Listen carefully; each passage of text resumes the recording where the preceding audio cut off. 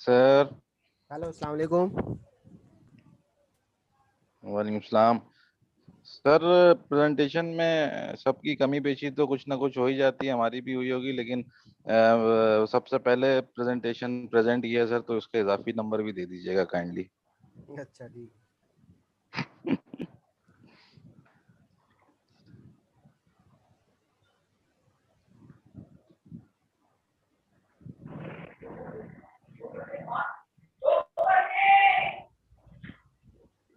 अच्छा, मैंने आज किस किस ग्रुप की है?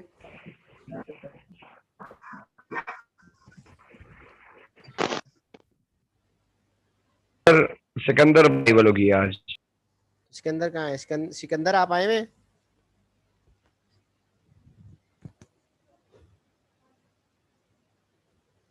यस सर, अवेलेबल है। आपके ग्रुप में कौन कौन है?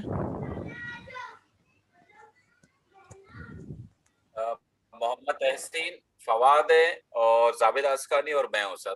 4। हाँ, आपके बाकी ग्रुप मेंबर्स कहाँ हैं?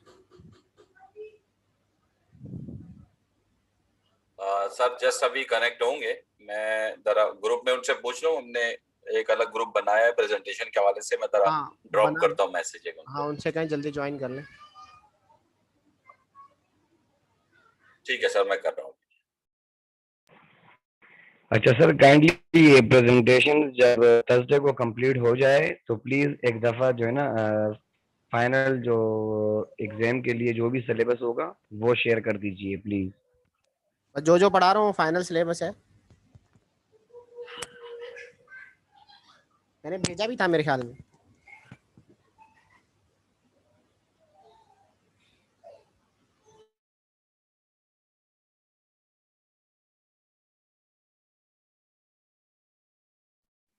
सारी प्रेजेंटेशंस जो लोग दे रहे हैं वो अपनी पीपीटी जो है ग्रुप में शेयर कर दें, ताकि पेपर में उसमें से आए तो तैयारी हाँ, हम कर जो सकें। जिसने बना ली वो ग्रुप में शेयर करता जाए। मैं इसको एलएमएस पे भी डाल दूंगा। ठीक है सर। सर, वो मिड टर्म के नंबर्स हो गए सर, या आज फाइनल के नहीं साथ ही चेक किए, आएंगे? मिड टर्म के फाइनल के साथ ही दूंगा असल में। निशान, तुम्हारे ठीक है काम का सर। क्या हुआ रिसर्च का? सर वो रेडी है, आज मैंने वो कॉल की थी यूनिवर्सिटी में, तो आपका पूछा था, आप थे, लेकिन 4 से ऊपर हो गया था टाइम मुझे आते आते, तो इसलिए मैं आ नहीं सका। रेडी तो हो गया सर वो। जो इलस्ट्रेशन का काम था वो भी कर लिया है, ठीक है, और फिर सारी चीज़ें जो जो आपने बताई थी सब हो गई हैं सर। जीसी रिपोर्ट नहीं हुई ना? मेल कर दूं सर आपको सॉफ्ट कॉपी? या मेल? नहीं सर, वो भी बाकी है। सर जो प्रपोजल जो है वो मेल कर दूं आपको? कर दो, मेल भी कर दो मुझे, और वो क्या या नाम है। जैसे आप कहें सर, कल मैं सुबह आ जाता हूँ आपके पास। कल नहीं आना, कल मेरे पास सुबह आप टाइम होंगे नहीं सर है। कैंपस में? कल मेरे पास टाइम नहीं होगा। असल में हमने यहाँ फारसी का अच्छा। एजेंडा बनाना है। अच्छा ठीक है सर, मैं परसों फिर आपसे पूछ के आ जाऊंगा। सही है।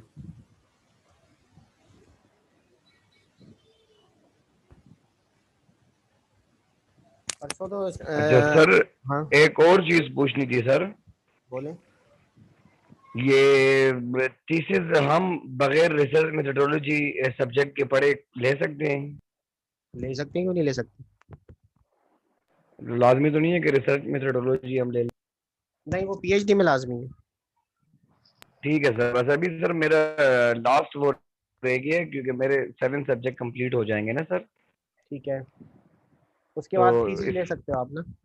इसके इसके बाद जी सर थीसिस ले लूंगा एक, और एक सब्जेक्ट ले लूंगा, 8वां सब्जेक्ट। हाँ हाँ, सही है। ठीक है सर, थैंक यू।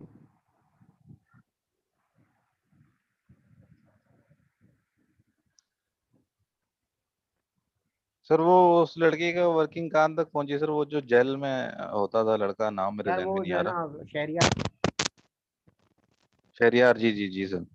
शहरियार का टॉपिक भी बहुत अच्छा है, अगर वो करना चाहे तो। बस वो थोड़ा सा डिलेड है, उसका अभी तक रिजल्ट्स नहीं आए अच्छा। हमारे पास। अच्छा। सही टॉपिक भी सर। उसका अप्रूव हो गया है, जीईसी भी उसकी हो गई है, मैं सुपरवाइजर हूँ उसका। सही सही सही सर। तो वेस्ट में ही है सर, या कोई अलग से काम कर रहा है वो? उसका एचवीएसी पे। किस पे सर? एचवीएसी। HPLC? अच्छा एसी अच्छा। AC AC AC water, condensate water. Condensate water reuse पे है सर क्या? हाँ, रियूज पे। अच्छा अच्छा।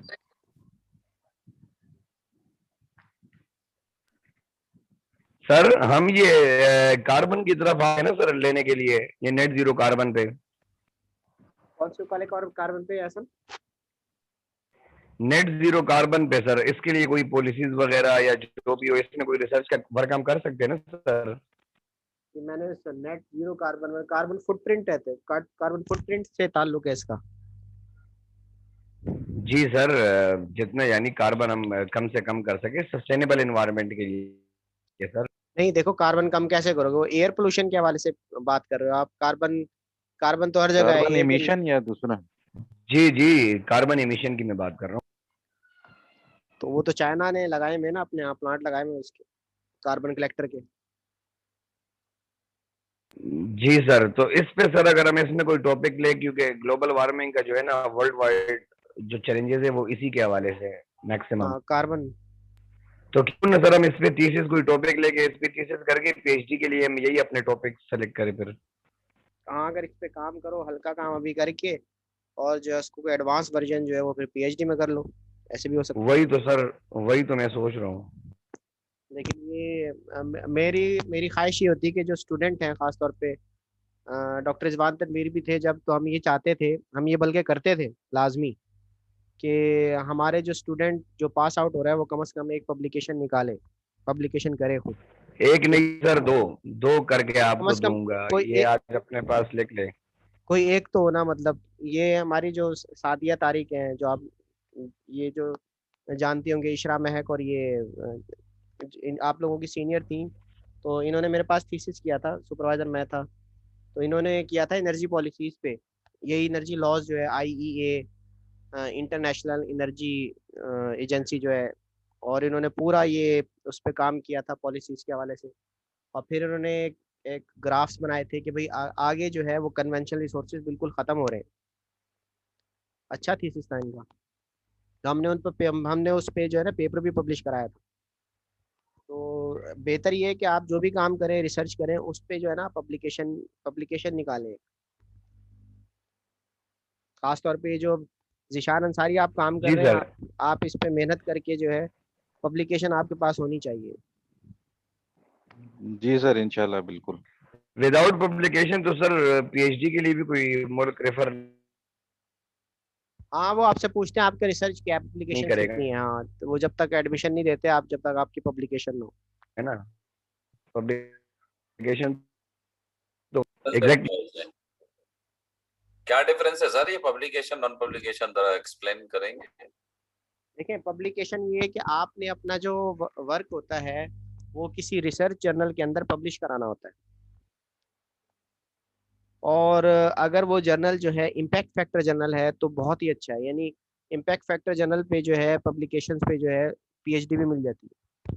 हमारे यहाँ एचईसी की जो रिक्वायरमेंट है वो यही है कि अगर आपने डब्ल्यू कैटेगरी जर्नल के अंदर, यानी इम्पैक्ट फैक्टर जर्नल के अंदर पब्लिश कर लिया पेपर, तो you can go for PhD.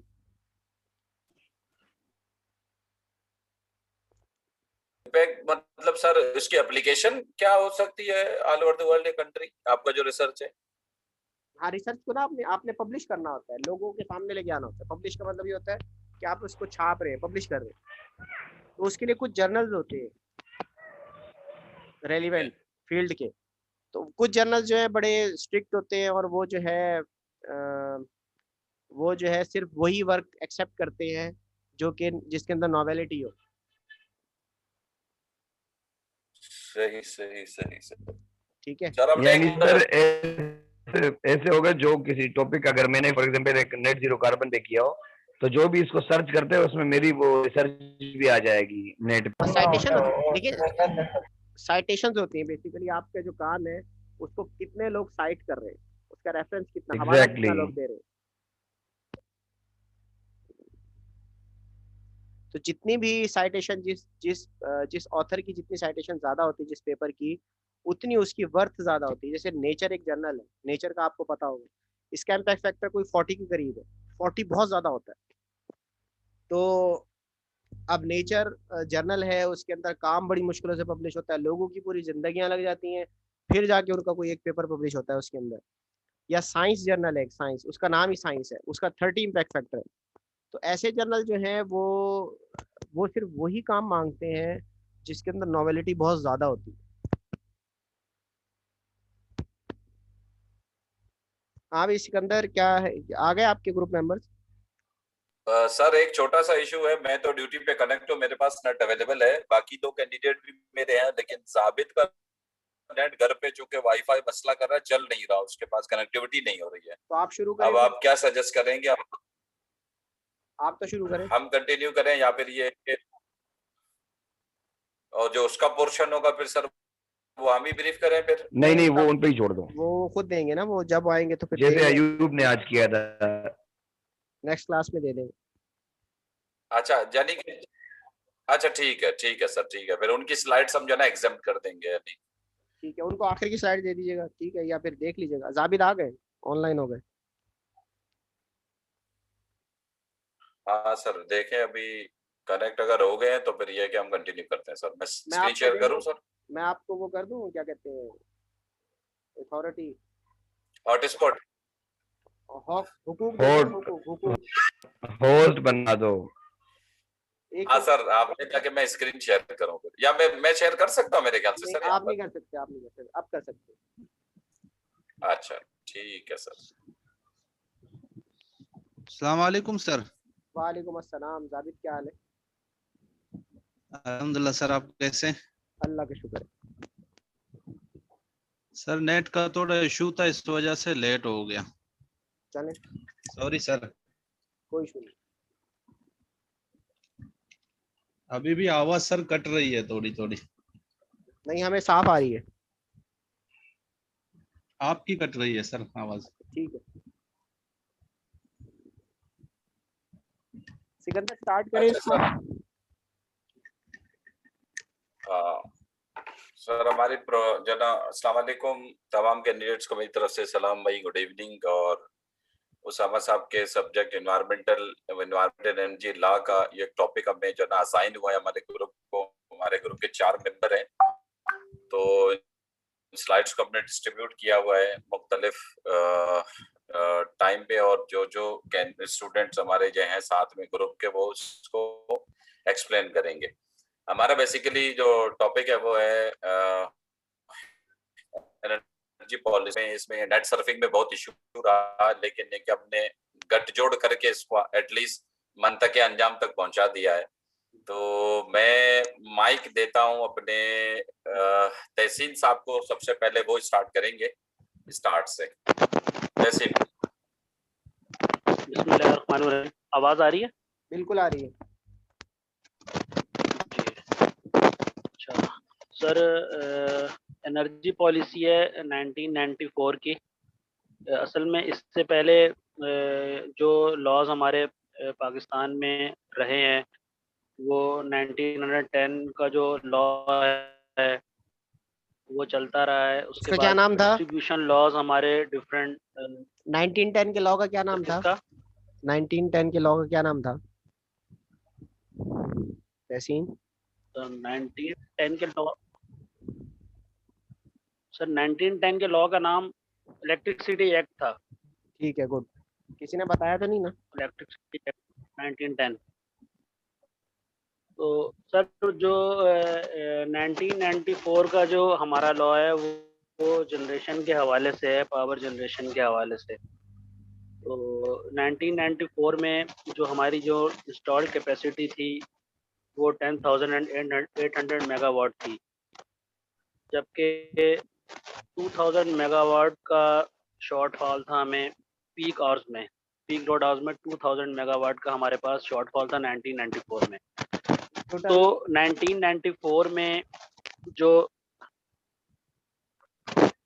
1994 में जो हमारी जो पावर पॉलिसी बनी थी वो बेसिकली प्राइवेट सेक्टर को इन्हांस करने के लिए, उसको प्रमोट करने के लिए हमारी पॉलिसी बनी थी, PPIB, private power and infrastructure board. हमारे फवाद, ये अपना ना वो बंद कर लें वीडियो। वो फवाद अपनी वीडियो बंद करो। ठीक है, चलें आगे। अगस्त 1994 में private power and infrastructure board जो है वो तश्कील पाया था। तो इसका जो पर्पस था वो ये था कि पाकिस्तान में प्राइवेट सेक्टर जो है वो अपनी इन्वेस्टमेंट करेगा जनरेशन के हवाले से।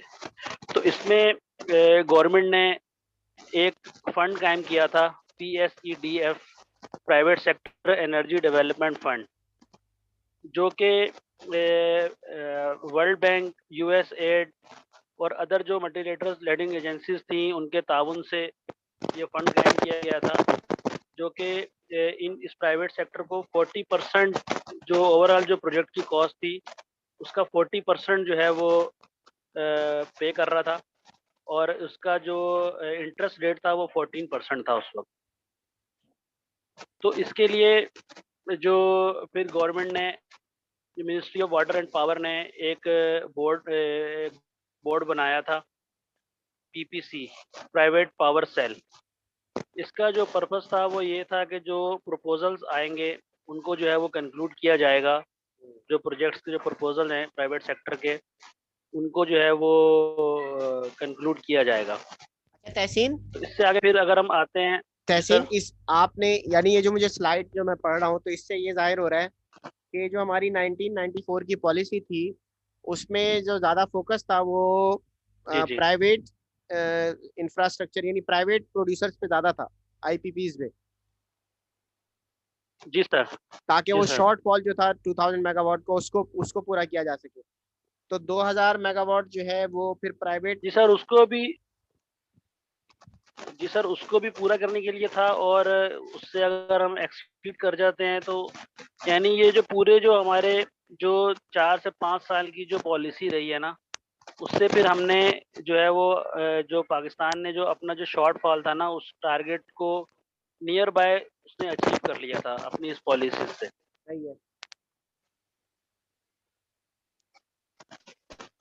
सर ये 1994 की पॉलिसी थी, तो इसमें यानी डिफरेंट इसके अंदर बोर्ड रहे थे। प्राइवेट एनर्जी डिवीजन PED था, जो कि जो है वो इसके जो फंड्स जो अप्रूव कर रहे थे गवर्नमेंट के बिहाफ के ऊपर। इसी तरह वापडा पावर प्राइवेटाइजेशन ऑर्गेनाइजेशन थी, WPPO, जो कि जिसकी रिस्पॉन्सिबल जो है वो वापडा थी।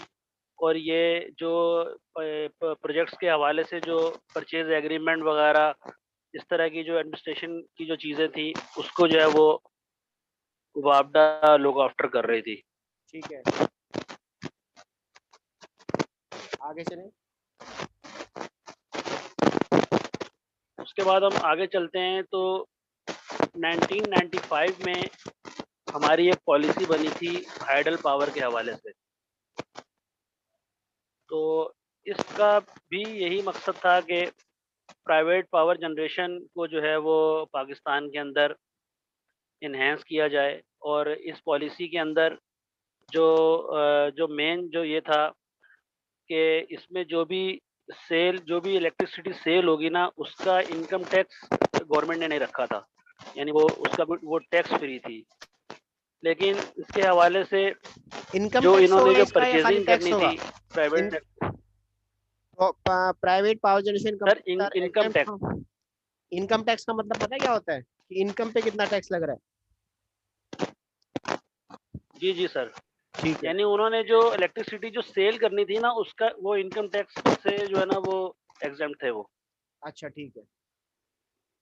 जी, बाकी सर इनकी जो इंपोर्ट के हवाले से इनकी पॉलिसी थी कि इन्होंने जो अपने इक्विपमेंट वगैरह जो इंपोर्ट करने थे उसमें इनके कोई यानी टैक्स फ्री था, लेकिन इनको 2% जो है ना वो इंपोर्ट ड्यूटी मशीनरी के हवाले से वो इनको पे करनी थी। सही। बाकी इसी तरह जो कंस्ट्रक्शन के इक्विपमेंट थे उसके हवाले से इनको जो है वो 2% जो है वो इंपोर्ट मशीनरी ड्यूटी इनको पे करनी थी।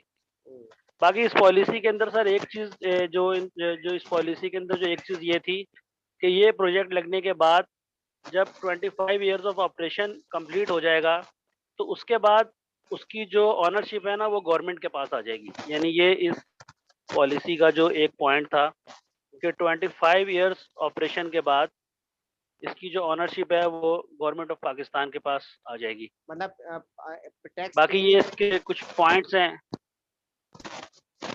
ये सर आवाज नहीं आ रही आपकी। मैंने कहा कहने का मकसद ये है कि गवर्नमेंट ने शुरू में छूट दे दी कि आप लोग टैक्स नहीं जी दें, इस पे काम करना शुरू कर दें, और 25 साल के बाद जो है इसकी ओनरशिप जो है वो जी ट्रांसफर हो जाएगी गवर्नमेंट को।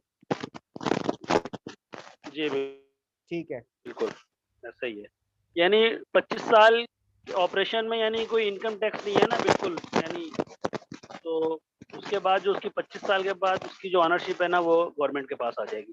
तो हाइडल बाकी ये पावर से कुछ यहाँ पे 4 क्या हमारे मुराद है हमने आपकी? पॉइंट्स इसमें शेयर किए हैं कि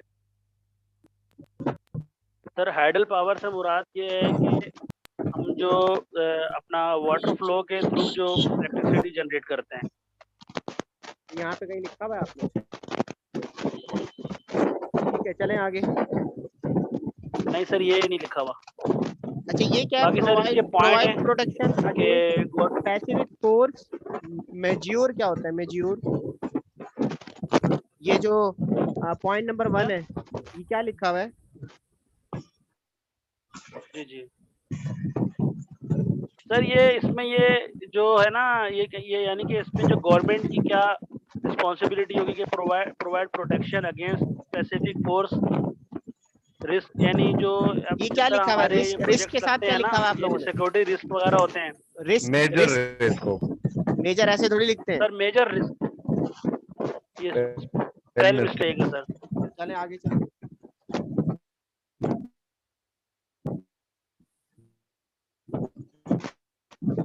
ठीक है सर।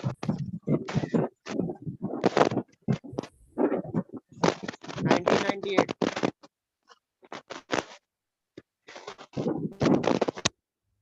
बाकी सर एनर्जी पॉलिसी 1998 सर इस पॉलिसी का भी जो मेन पर्पज है वो है promote public and private sector for power production. Sir इस पॉलिसी में यही मेन जो रोल है वो प्रोविंशियल का है कि प्रोविंशियल लेवल के ऊपर जो है वो जो हमारा जो पब्लिक एंड प्राइवेट सेक्टर है उसको प्रमोट किया जाएगा। और इसी के साथ साथ जो हमारे एजी के प्रोविंस में जो हमारी जो रिस्पेक्टिव टेरिटरीज थी, जो हमारी जगह थी, उनको प्रमोट करना और उनको जो है वहाँ पर इन्वेस्टमेंट के हवाले से इनकी एक पॉलिसी थी। और इसमें जो मेन जो प्रोविंशियल जो रिस्पॉन्सिबिलिटीज थी वो प्रपोजल की प्री क्वालिफिकेशन डॉक्यूमेंट्स और अदर जो डॉक्यूमेंट्स हैं कंसल्टेशन के हवाले से, ये सारी सपोर्ट थी प्रोविंशियल की तरफ से प्राइवेट सेक्टर को। बाकी इस पॉलिसी के पॉइंट्स हैं वो हमने शेयर किए हैं। Request for proposal, implementation process, project implementation. बाकी इसमें यह है कि कंपनीज को जो अलाउ किया गया था इंपोर्ट के हवाले से, तो वो उसके ऊपर इनको जो है ना वो तमाम चीज़ों की जो फीस है वो पे करनी थी। यानी बाकी प्रोविंशियल्स ने जो है वो अपने इंडिविजुअल जो है वो रेट फिक्स करने थे इलेक्ट्रिसिटी के हवाले से। ये 1998 की पॉलिसी थी। बाकी सर ये प्रोजेक्ट्स हैं जो 1997 से 2000 तक इस जो है वो टेन्योर में जो कमीशन हुए थे हमारे प्रोजेक्ट्स पाकिस्तान के अंदर। इसकी जो टोटल कैपेसिटी थी वो 5983 मेगावाट की इसकी टोटल कैपेसिटी थी। और इसमें जो इन्वेस्टमेंट थी वो $6,669 मिलियन की इसके अंदर इन्वेस्टमेंट थी। ये सारे प्राइवेट है ना? जी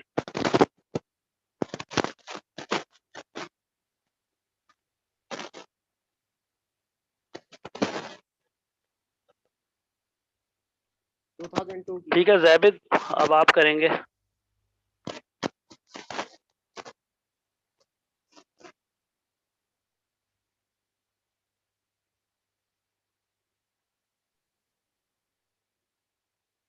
हेलो,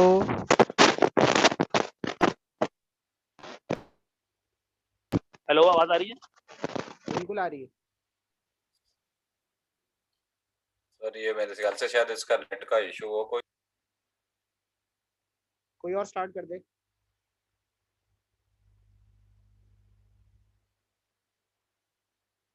ठीक है सर, यहाँ से ये स्लाइड मैं कंटिन्यू करता हूँ sir.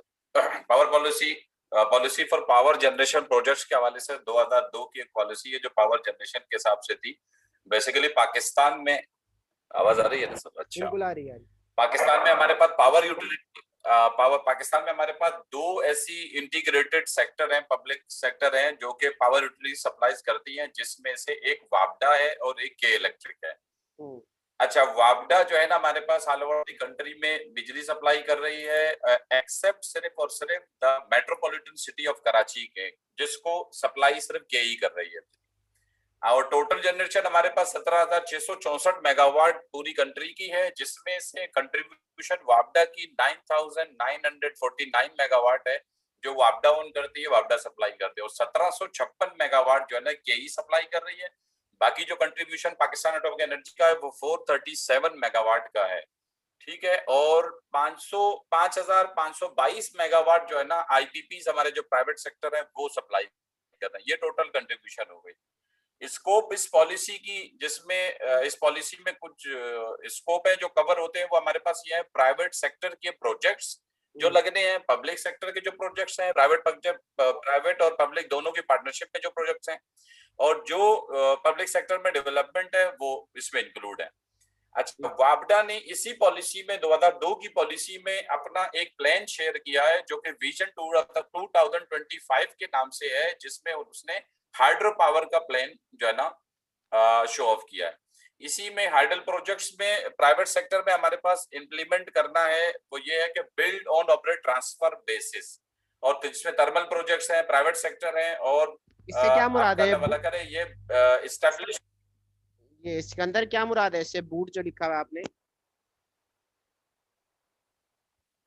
Build on operate transfer sir, यानी कि जो इससे मैं समझ रहा हूँ वो ये है कि खुद के जो प्लांट हम अपने कंट्री में जो यानी कमीशन करेंगे और चलाएंगे और उनको रन करेंगे। सही है,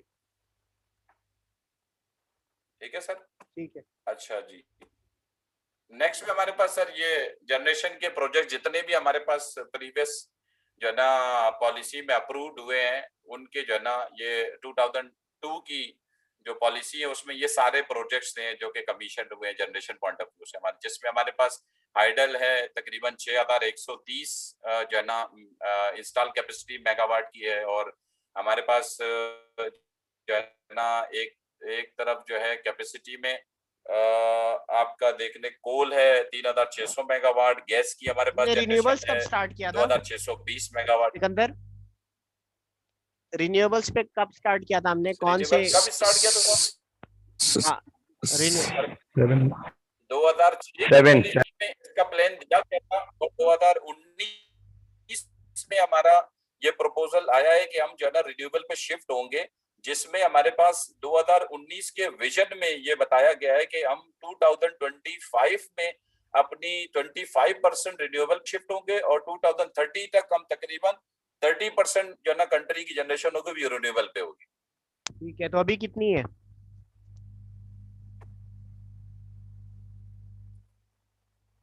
अभी रिन्यूएबल की सर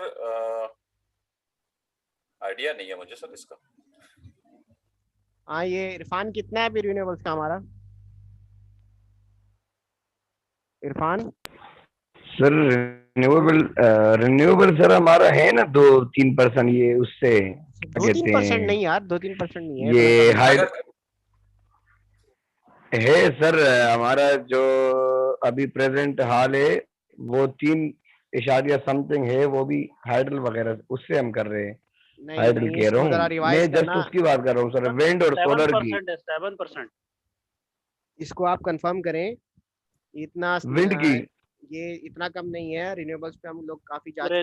रिन्यूएबल 7% तहसीन सही कह रहे हैं सर, 7% है इस वक्त। 7% तक कह सकते हैं, 2% तो बहुत ही कम हो जाएगा।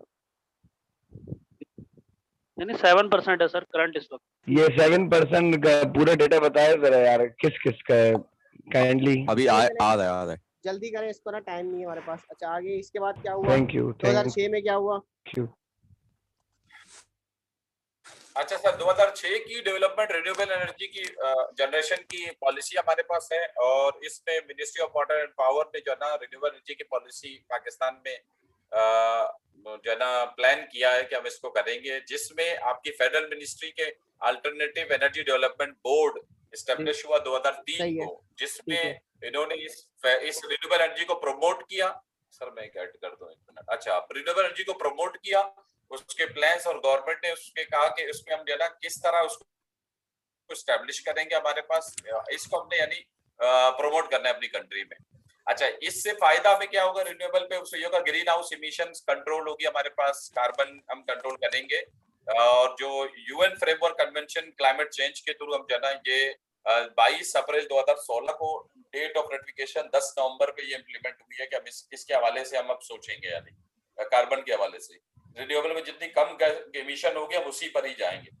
अच्छा, इसके अलावा रिन्यूएबल एनर्जी टेक्नोलॉजीज हमारे पास जो है ना टारगेटेड तकरीबन सप्लाई मिक्स जो हमारे पास जो है ना मिनिमम रेशो था 9700 मेगावाट बाय 2030 का था। ये हमारे पास एक विजन था कि हम यहाँ तक ले जाएंगे इसको।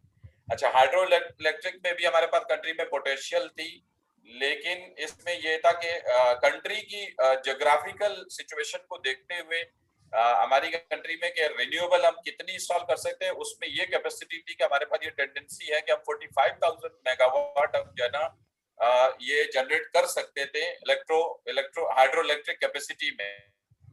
ठीक है। हेलो हेलो सिकंदर भाई, आवाज चली गई। जिसमें सिकंदर सबसे भाई। बड़ा जो है ना, हेलो हेलो, आवाज आ रही जी है? जी अभी आ रही।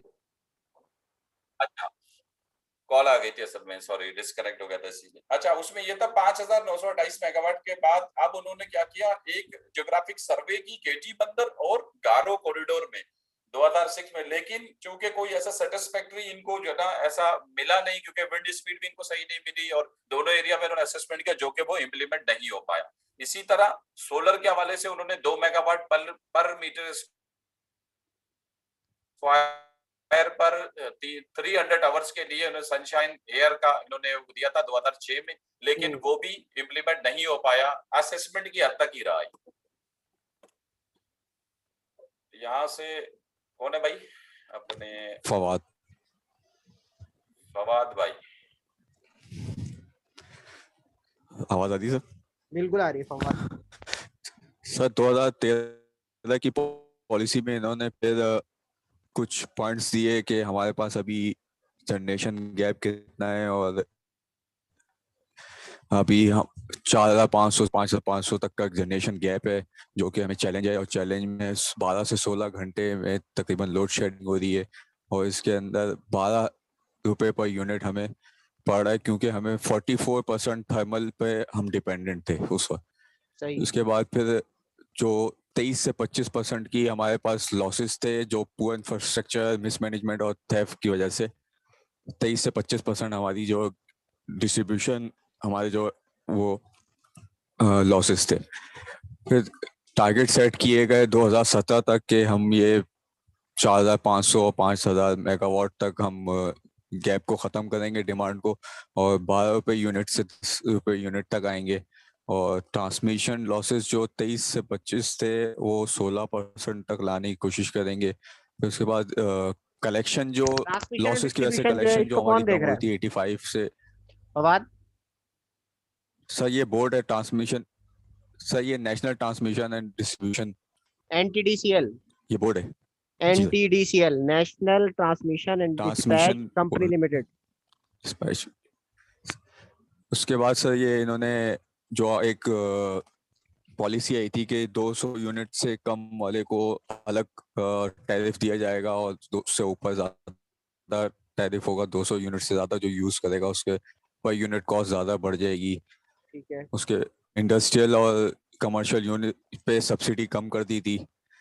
और उसके बाद फिर ये एनर्जी के जो टेक्नोलॉजी है और उसके ऊपर इन्होंने कंजर्वेशन लेजिस्लेशन पास करनी है, मतलब ये 2013 तक पास नहीं हुई थी, उसके आगे पास करनी है। ठीक है। उसके बाद ये टाइम इम्पोजिंग भी आ गया, on off off peak hours का भी आया, कि हम जो ऑफ पीक आवर्स यूज होगा हमारा यूनिट वो ऑन पीक आवर्स से सस्ता होगा। और फिर सोलर ऑल्टरनेटिव जो यूज है वो यूजर एंड यूजर पर तो इंकरेज करने के लिए कि ताकि वो खुद यूज करें और लोड कम हो। और शिफ्ट करेंगे एनर्जी मिक्स में हाइडल और गैस को इंक्रीज और कोल न्यूक्लियर और बायोमास को इंक्रीज करेंगे, ताकि हमारी जो वो अभी थर्मल पे ज़्यादा डिपेंडेंस है वो कम हो जाए। स्काडा को सॉफ्टवेयर को अपडेट किया जाए ताकि ट्रांसमिशन लॉसेस हमें मॉनिटर हों। आगे सिकंदर, इसके अंदर सब प्रोजेक्ट डिफाइंड है जो उन्होंने 2013 में सेट किए कि हम इसको सही करेंगे, जिसमें रिहेबिलिटेशन थी गुड्डू, जामशोरो और मुजफ्फरगढ़ के बैराज की, जो अप्रॉक्सीमेट इम्प्रूव होना था 1400 मेगावाट का इम्प्रूवमेंट आनी थी। और उसके अंदर फिर इन्होंने जो 2006 में जो रिन्यूएबल पॉलिसी दी थी, उसके बाद ये जो मेगा वो आए हैं विंड एनर्जी की प्रोजेक्ट्स लगे थे, उसकी डिफाइंड है यहाँ पे। एफएफसी ने 50 मेगावाट लगाया, 56 जोड़लू ने जंबीर में लगाया, 50 मेगावाट जो है वो फाउंडेशन एनर्जी ने लगाया, 50 जो है वो फाउंडेशन विंड ने लगाया। और ये टोटल जो है वो तकरीबन 256 मेगावाट का उन्होंने बताया कि क्या हमारे जो है 2013 में फाइनेंशियल क्लोजर होगा इसका। और 100 मेगावाट सफायर और मेट्रो ने भी लगाया था, जो 2013 के एंड तक जो है वो कंप्लीट होना था। एक USC2 पावर प्रोजेक्ट है, ये 404 मेगावाट का, ये भी 2013 में दिसंबर में एंड होना है।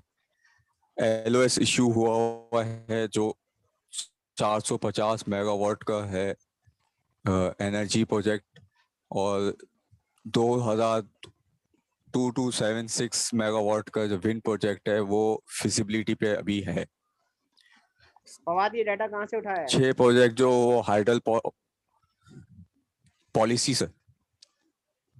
क्या मतलब इसका लुब-ए-लुबाब क्या है? मतलब ये आपने जितनी सारी स्लाइड्स बनाई हैं, इसका बेसिक वो क्या है? क्या बताना चाहिए स्लाइड में? इसमें इन्होंने सारे डिफाइन किए कि कुछ प्रोजेक्ट्स जो हमारे 2013 में फाइनल हो रहे हैं, और कुछ प्रोजेक्ट जो नीचे डिफाइंड है कि इन्होंने फिजिबिलिटी रिपोर्ट अभी अंडर ऑब्जर्वेशन है। और कुछ प्रोजेक्ट्स जो हैं वो 2017 में, कुछ 2020 में कंप्लीट हो रहे हैं। नीचे वाले अगर आप कॉलम को पढ़ें उसके अंदर उन्होंने 2020 के में जो डैम कंप्लीट होने थे इसके बाद कितनी उसका स्लाइड्स और हैं? उन्होंने एस्टिमेटेड टाइम दिया हुआ है। ये ख्वाजा आसिफ ने इसके बाद सर दी थी ये चीज। इसके बाद कितनी, क्योंकि टाइम बिल्कुल इसके 1 बाद सर मिनट। 3 स्लाइड और हैं जो अच्छा, जाहिदीन ने अब दे दी आप सर। लोगों ने एक काम करना है, सुने, टाइम बिल्कुल खत्म हो चुका है। इसमें मुझे वो प्रॉपर डिफरेंस चाहिए। आप लोगों ने काम वर्किंग की भी है, आपने डाटा भी सही निकाला है, और आप जो है 1992 से उसको लेके चले, फिर 1994 पे आए, फिर 2000 की पॉलिसी, फिर 2007 की पॉलिसी, फिर सही है सर। 13। ठीक है। अब इसमें ना मुझे मेजर डिफरेंसेस भी बताएं। मतलब नेक्स्ट मैं कल आपकी मीटिंग दोबारा इसको कंटिन्यू करूंगा, तो उसमें 1-2 स्लाइड्स आप लोगों ने वो बनानी है। सर डिफरेंस हम बता देंगे, ये वाला टॉपिक हमारा भी है सर, आपने ये 2 ग्रुपों को दिया है। अच्छा, बस टाइम तो फिर खत्म हो रहा है, हाँ। तो फिर आप और ये लोग मिलके ना मुझे कम से कम ये बताइएगा डिफरेंस हम दे देंगे कि भाई पॉलिसी में फर्क क्या था। ठीक है पहली सर। पॉलिसी किस पे सर कर देते हैं सर, डिफरेंस कर देते हैं, एक स्लाइड डिफरेंस की टाइम डाल टाइम देते हैं नहीं है सर ना, इसके अंदर। टाइम नहीं है इसके, अभी लेस देन 1 मिनट रह गया। मैं सिर्फ आपको बता देता हूँ आप लोगों ने क्या करना है ये, या तो ये लोग भी जो ये सॉरी इरफान खटक वाला जी ग्रुप सर। है, आप सर लोगों ने, इनकी स्लाइड देख लेते हैं, अगर आपका हो जाए पूरा। तो ठीक है, नहीं तो आप लोग दे दीजिएगा। बस आपने बताना ये कि भाई ये क्या क्या फ्लक्चुएशन आई है, और हमारा अभी किस चीज की नीड है, फर्दर किस एरिया के अंदर काम करने की नीड है।